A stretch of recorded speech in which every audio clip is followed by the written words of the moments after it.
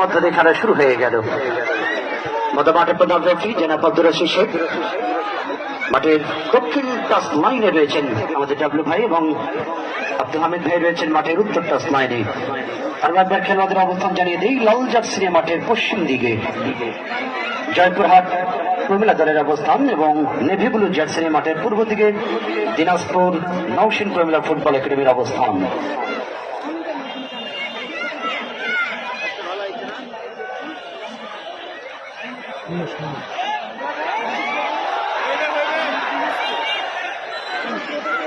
Sponsor প্রতিষ্ঠানগুলো কোনো শুভেচ্ছা নাই। আজকের স্পন্সর প্রতিষ্ঠান প্রত্যেকটি ম্যাচে যারা messrs Mehedi traders and Mofazzal মৎস্য আড়ত, মেসার্স মেহেদি ট্রেডার্স এবং মোফাজ্জল মৎস্য আড়ত, প্রোপাইটার মোহাম্মদ মোফাজ্জল হোসেন মোফা ভাই